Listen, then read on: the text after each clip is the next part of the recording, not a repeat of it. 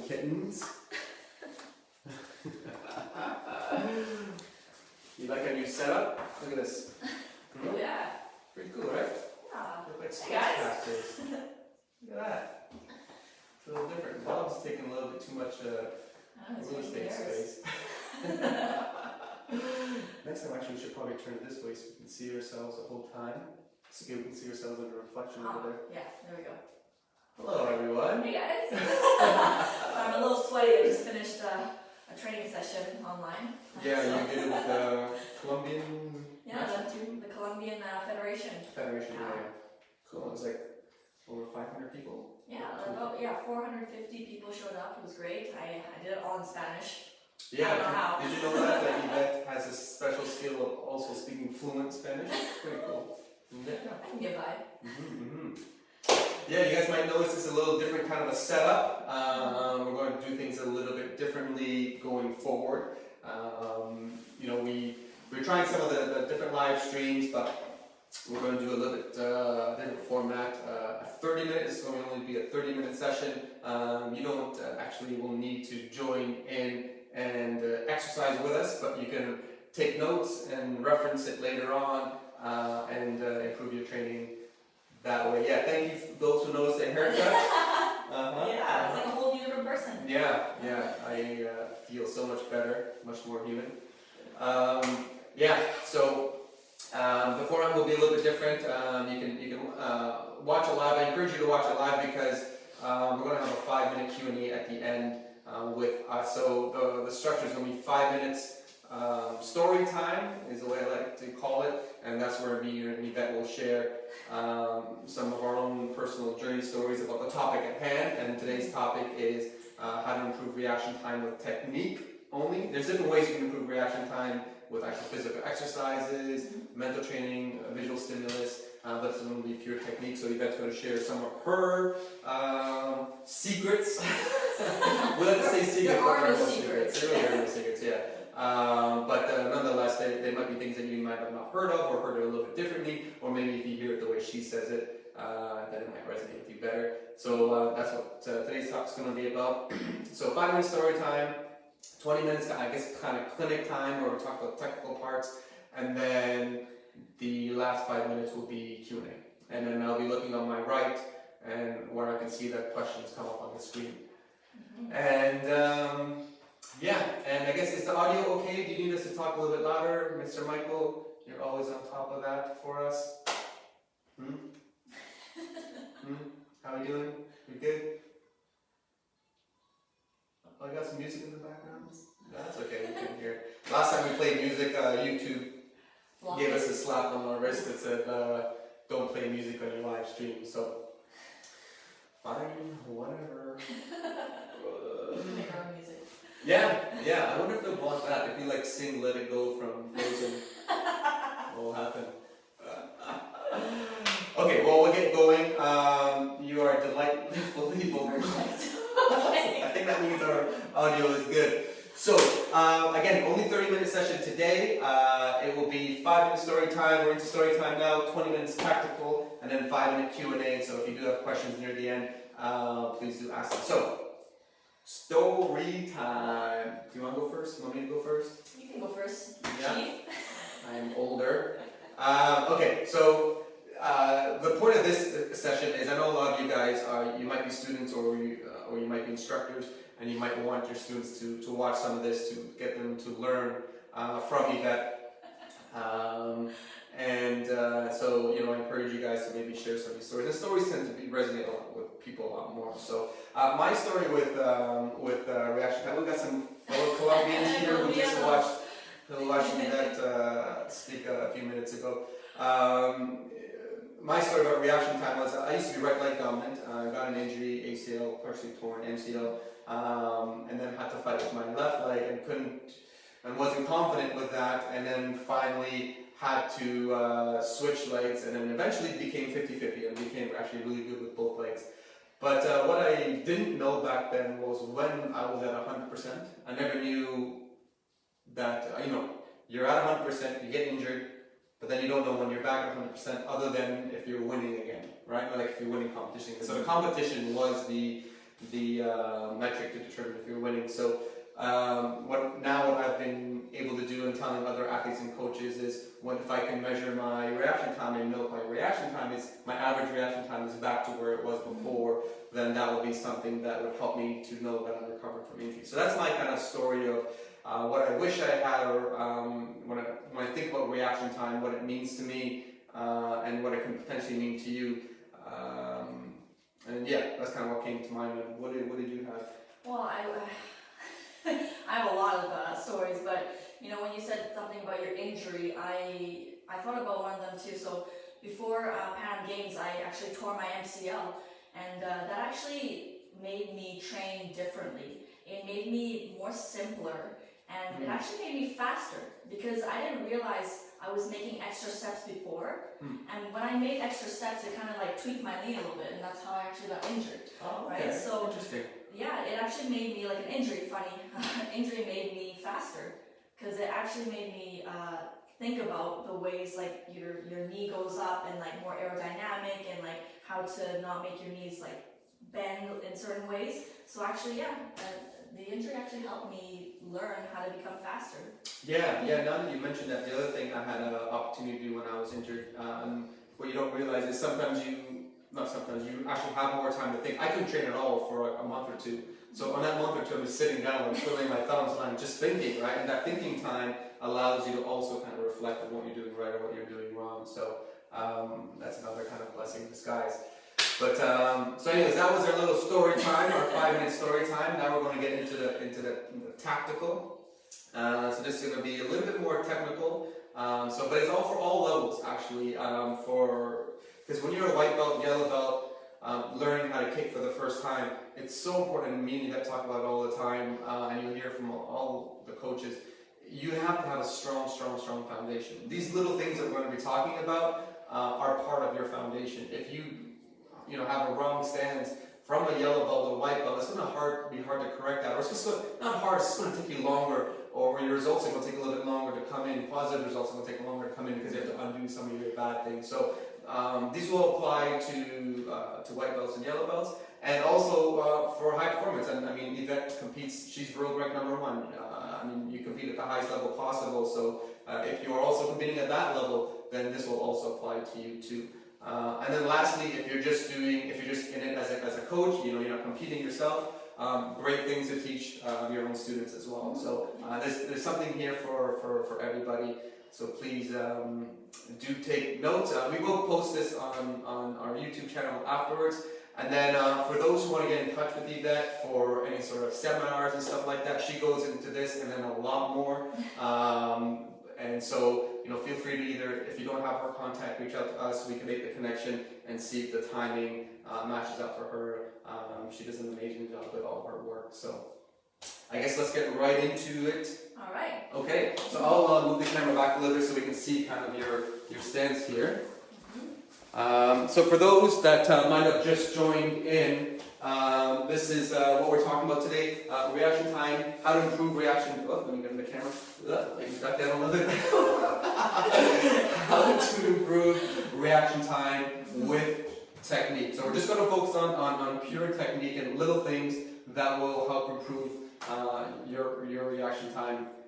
And if you don't know who Yvette is, world rank #1, probably one of the, I don't know if the fastest in the world, but definitely one of the fastest in the world, definitely one of the strongest in the world. So you're hearing from the best here. And yeah, okay, I'm going to back up a little bit so we can see some of her foot movements. Foot movements. Yeah, Which is for all the secrets.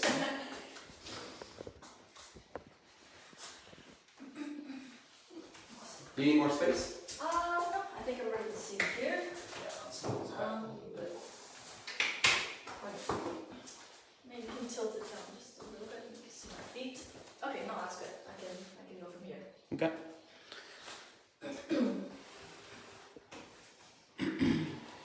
Alright, so today we're going to work on reaction time, and our kick is the simple Back leg roundhouse. Okay, so back leg roundhouse, first kick you're ever going to do in a Taekwondo sparring match, simple as this. Boom. Right? Everybody knows how to do this, right? But there's one thing, actually there's a few things. I'm only only going to go over a few things right now just to help the reaction time. So the first one is, when everybody's holding a stance, they jump down. Where your foot is, your back leg is one of the most important things, because if your foot is pointing outwards, it takes a little more time to turn that foot around, then go up and kick it. You guys don't realize this, but it's it's like a small little tweak that you can do to make it that much faster, right? So when I hold my form, if you want to have a fast reaction time, suggest you to turn your foot forward, facing your opponent, and you're bouncing like this. Way faster. All you have to do is just lift up, boom, from here. There's no turning, there's no extra turn, and going up like this, right? So it's just simply up here, knee up, right? One thing, that's it. Toes pointing in that direction. Yeah, absolutely. And you know, there's a lot of mechanics that obviously make sense. It's a straighter line, right? So you don't have to do a curve. A curve takes is a longer distance than a straighter line. That's one thing. And I think also you're using some of your bigger muscles. That's easier. They can kind of activate a little bit more, so you can use your quads and hamstrings, which will make it go faster. Yeah, and when we watch some of the, I remember some of the Iranian players when I was competing. Almost all of them fought almost like this. It was really weird, like kind of like really straight. Yeah, because it was just so much faster to. And they were very fast physically to do those sort of kicks from that angle. So and remember the difference between, again, you might think that's insignificant here and here, right? But you know, when we measure ourselves on the 2020 hammer. Speak more slowly. Sorry, we go really fast because we get really excited. We will slowly speak a little bit more slowly. Thank you, Michael. When we measure ourselves, when me and Yvette measure ourselves on the 2020 hammer and we record ourselves, and we do little tweaks, like we tried, back leg, front leg, and there's actually there's a small difference by just doing minor tweaks, right? And it could be like 30 milliseconds, 40 milliseconds, but if you're in a fight, that small time makes a huge difference, right? So you'll be able to notice those slight improvements by measuring yourself with the 2020 hammer. If you go on the live mode, you can record yourself. We'll do a session like that as well here. But that 50 milliseconds, 60 milliseconds could be the deciding factor. Yeah, or it could be the winning point or the deciding factor of whether you got to that person first or not. So you'll be able to measure yourself doing this by that one simple technique. That's great. Yeah, this is one simple technique. Another one, a second one that I'd like to suggest for everybody is where your weight is, right? So when you're holding your form like this, if your weight is too far back over here, it takes a lot more time to use your whole body and go forward. So what I suggest, and also being forward as well, right? So you go like this. You need to have your weight equally distributed, right? So right in the center, right here, is the best part. Toes pointing forward, right in the center. All you have to do is drive your knee up from here, super fast, and that is it. That is my secret. Yeah, that's our coach, our shared coach, Master Chung, always used to say, there's no ancient Chinese secret. Sometimes it's just kind of very, very simple things.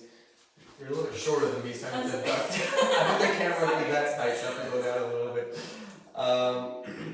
Yeah, one of the other things I noticed that you do as well, in addition to this, is you do the straight leg, and it's like your knee never passes, like it just kind of stays in like this channel. Like if you imagine like driving down a lane, it's like it never kind of veers off the lane, you know what I mean? Like a lot of people, they might kind of go like this, but it really kind of stays straight. Now only at the last moment where you actually have to do a turn to the ground escape, do you actually do that. That's another thing that also helps. So from here, toes pointing forward, body in the center, knees driving up, and at the last second, your knee is pointing to the target. At the last second, you're turning.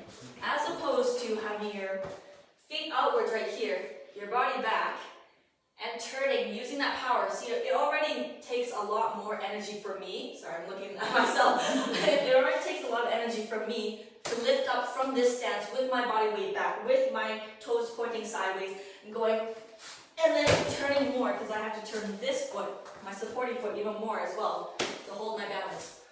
Like that, as opposed to toes pointing forward, your your center of gravity right here, arms here, going straight up, knee first. Simple. Okay, I'll show you the difference. What not really to do. Boom. Or from here.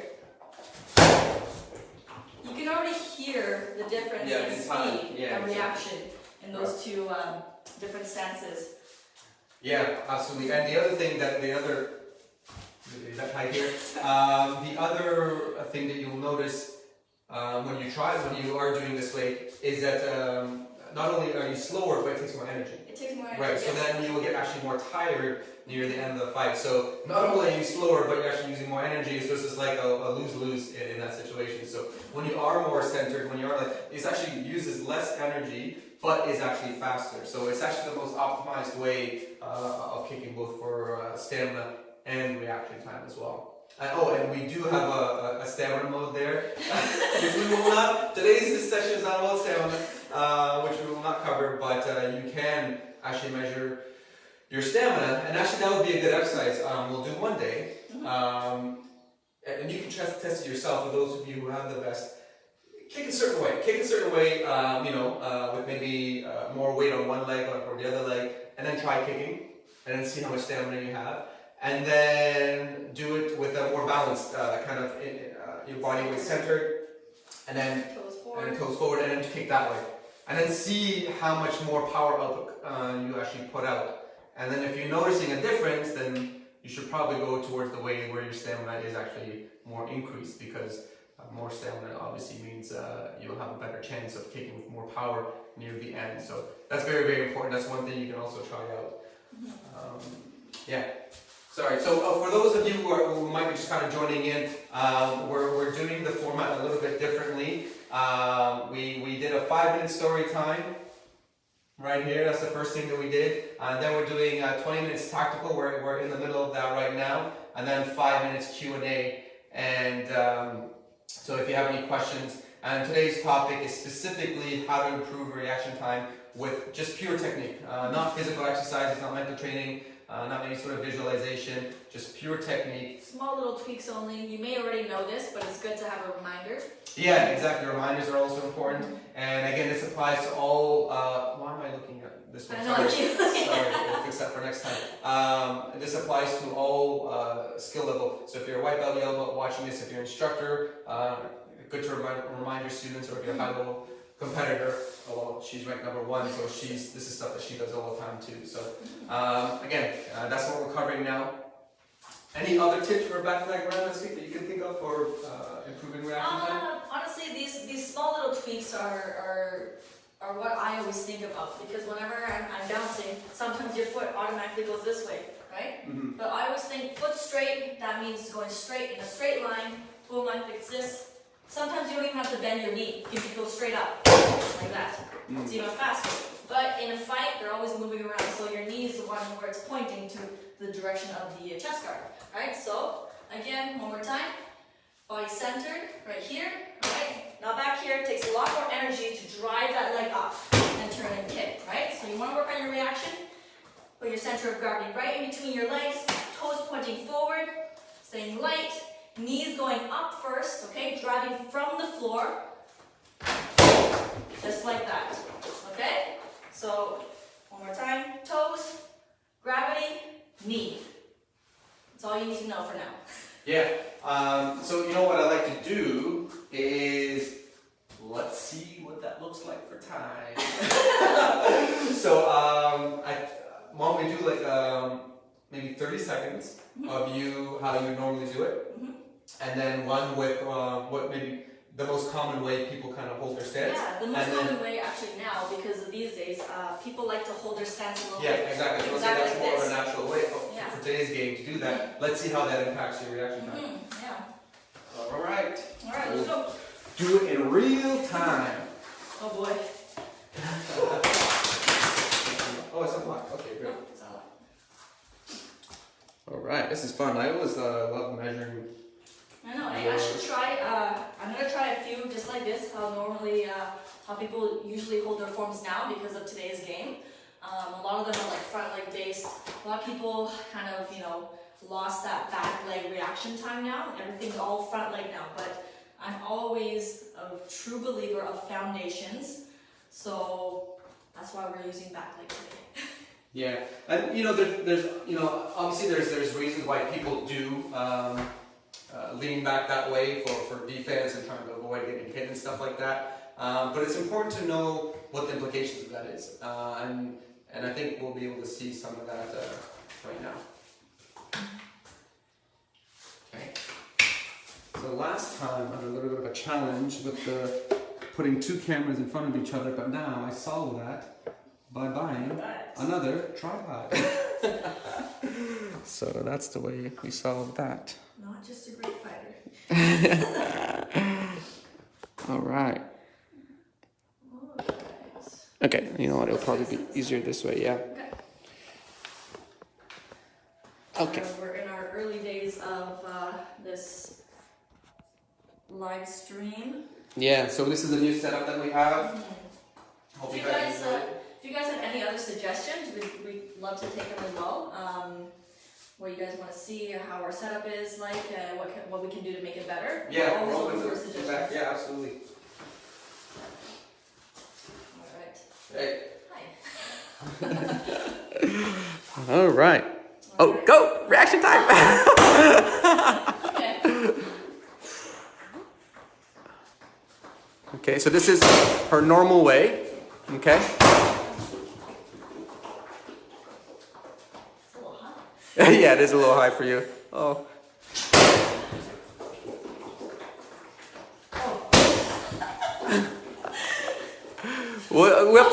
We have to do a redo. Yeah, that's not fair. That's not fair.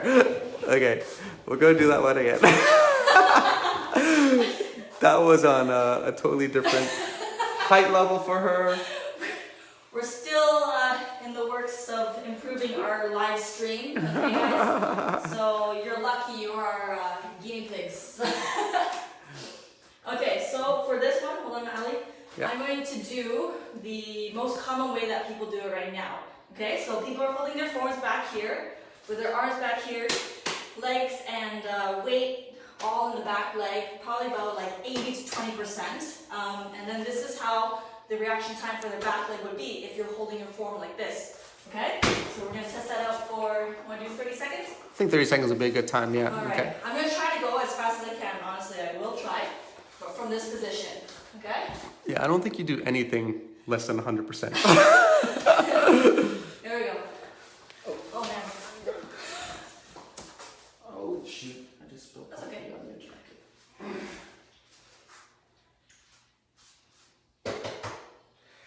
Double tap to sync up, so we're just using Yvette's phone here to sync up with the vest. There we go.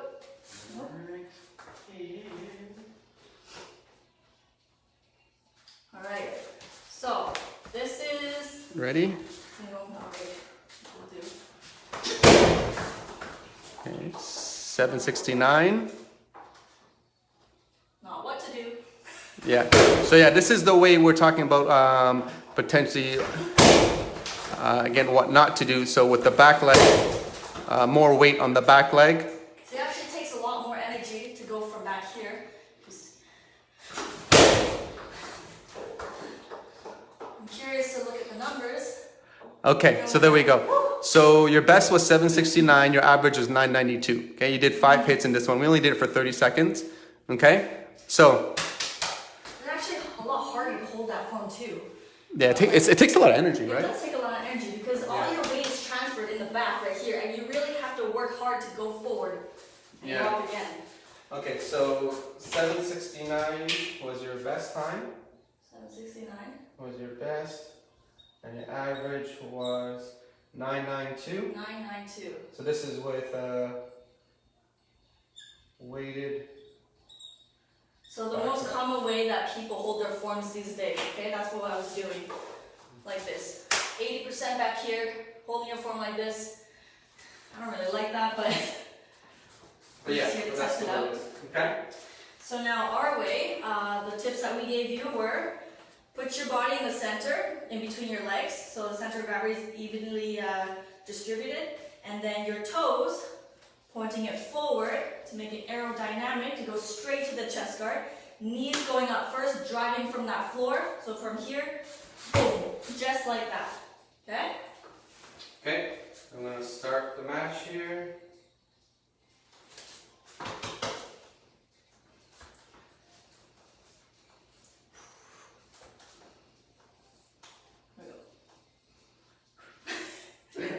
Okay.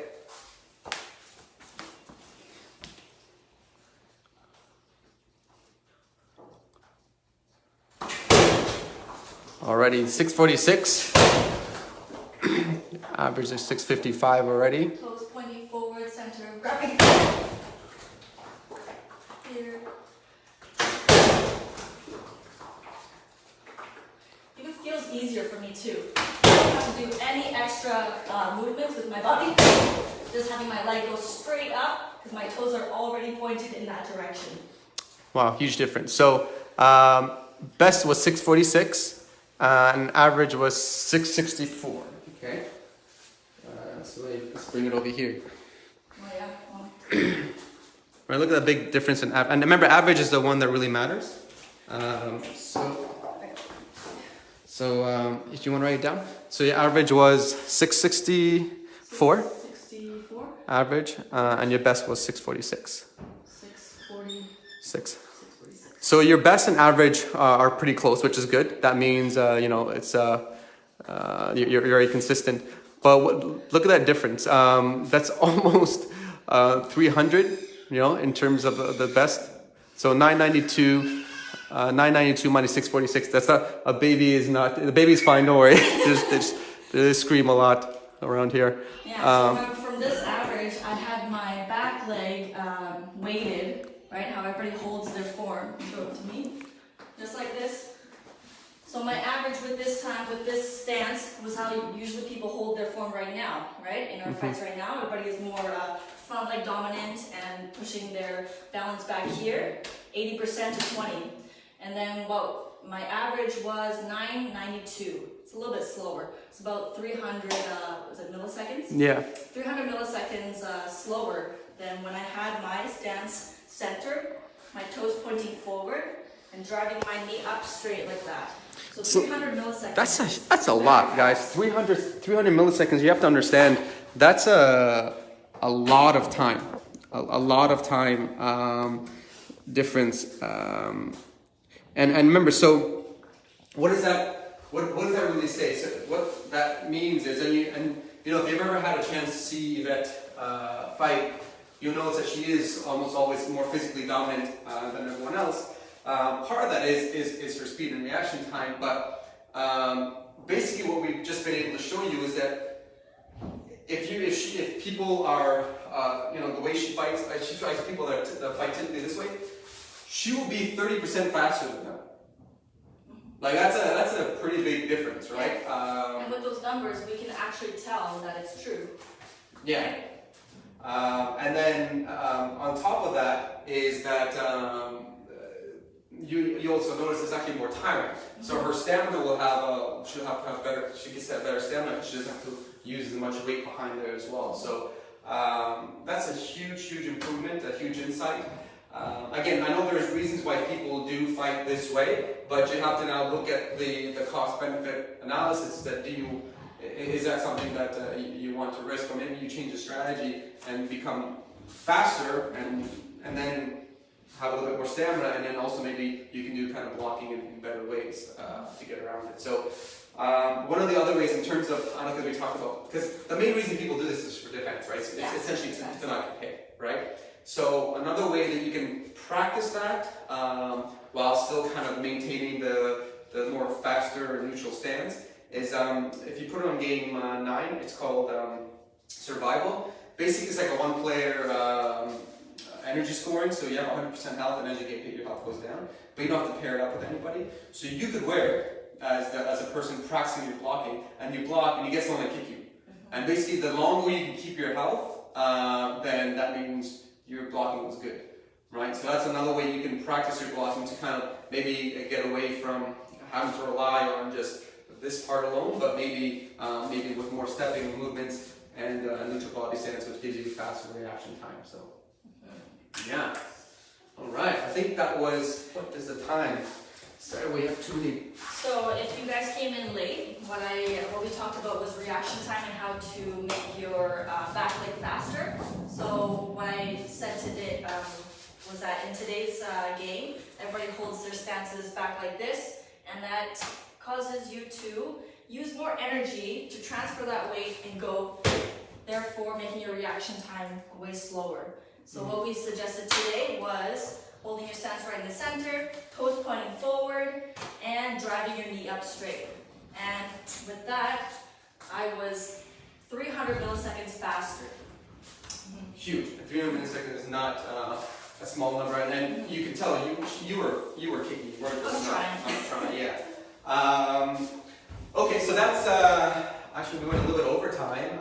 That's kind of the meat of the class. Again, it's 30 minutes. It's 5-minute story time, 20-minute tactical, and then 5-minute Q&A. So if you do have questions, I know this is the first time that we're taking questions, so you guys might not have them right now, and that's okay. We'll save them for next time. But if you do, you can ask them in the comments right now. We'll be able to read it on this big TV screen here. You can go ahead, ask anything for Yvette.